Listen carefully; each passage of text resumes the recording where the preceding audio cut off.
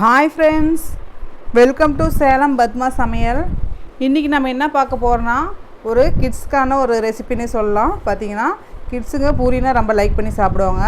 அதுலேயும் நம்ம கொஞ்சம் சக்கரவள்ளி கிழங்கு வச்சு செய்ய போகிறோம். வாங்க போய் பார்க்கலாம். அதுக்கு முன்னாடி நம்ம சேனல் இப்போ தான் புதுசாக பார்க்குறீங்கன்னா சப்ஸ்கிரைப் பண்ணிக்கோங்க, பக்கத்தில் பெல் பட்டனையும் கிளிக் பண்ணிக்கோங்க. இப்போ அதுக்கு பாருங்கள், நான் முதல்ல 2 சக்கரவள்ளி கிழங்கு இந்த மாதிரி நல்லா வேக வச்சு எடுத்திருக்கேன். நான் வந்து குக்கரில் தான் வந்து ஒரு 2 விசில் வச்சு எடுத்திருக்கேன். நீங்கள் இட்லி பாத்திரத்துக்கு கூட இந்த மாதிரி வச்சு எடுத்துக்கலாம்.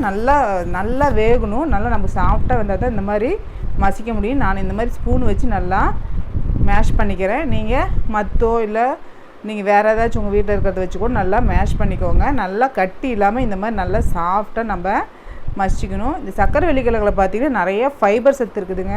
இந்த குழந்தைங்களுக்கு கொடுக்கும்போது பார்த்திங்கன்னா மோஷன் ப்ராப்ளம்லாம் இல்லாமல் இருக்கும். இதில் நான் ஒரு 2 டேபிள் ஸ்பூன் அளவுக்கு ரவை வச்சுருக்கேங்க, அதை சேர்த்துடலாம். அதுக்கப்புறம் வந்து ஒரு கப்பு வந்து ஃபுல்லாக நான் கோதுமை மாவு வச்சுருக்கேன், அதை சேர்த்துட்டு இப்போது இதுக்கு தேவையான அளவுக்கு உப்பு சேர்த்துடலாம். நான் வந்து ஒரு 1/2 டீஸ்பூன் அளவுக்கு உப்பு வச்சுருக்கேன். இதை சேர்த்துட்டு இது ஃபுல்லாகவே நல்லா கலந்து விட்டுடலாம். இந்த சக்கரவள்ளி கிழங்கு நம்ம தொடர்ந்து எடுத்துக்கும் போது பார்த்திங்கன்னா கேன்சர்லாம் வராமல் கூட தடுக்கு தான். நம்ம அந்த மாதிரி ஏதோ விதத்தில் நம்ம வந்து இந்த சக்கரவள்ளி கிழங்கு எல்லாருமே எடுத்துக்கலாம். சும்மா வேக வச்சு சாப்பிட்றதுக்கு ஒரு சிலருக்கு பிடிக்காது. அப்போ இந்த மாதிரி ஏதோ வாரத்தில் ஒரு நாளைக்கு இந்த மாதிரி நம்ம இந்த பூரி மாதிரி நல்லா பிசைஞ்சு நம்ம செஞ்சோம்னா நல்லாயிருக்கும். அது பார்த்திங்கன்னா தெரியாது, குழந்தைங்களுக்கு வந்து நம்ம ஊற்றிருக்கோன்னு தெரியாது. அதே மாதிரி இப்போ தண்ணி வந்து நமக்கு தேவையான அளவுக்கு ஊற்றிட்டு கொஞ்சம் கொஞ்சமாக தெளித்து நல்லா சப்பாத்தி மாவு மாதிரி பிசைஞ்சிக்கலாம். இந்த சக்கரவள்ளி கிழங்கு வந்து பார்த்திங்கன்னா தொடர்ந்து சாப்பிடும்போது ஸ்கின்னு நல்லா ஷைனிங்காக இருக்குங்க.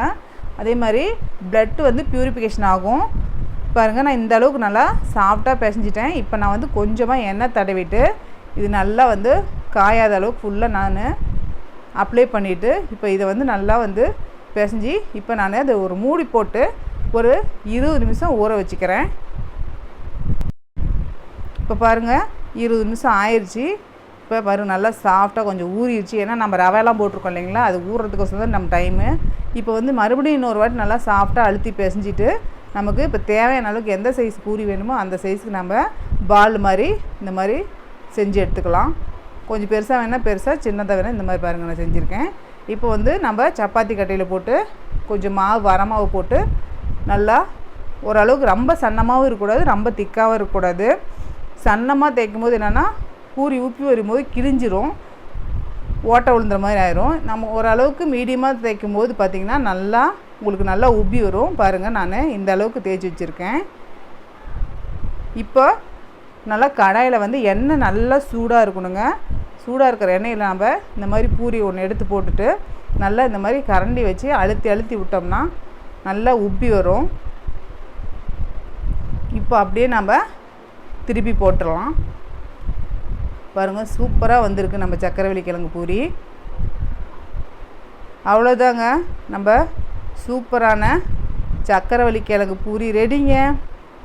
இந்த வீடியோ உங்களுக்கு பிடிச்சிருந்தாக்க லைக் பண்ணுங்கள், ஷேர் பண்ணுங்கள், கமெண்ட் பண்ணுங்கள்.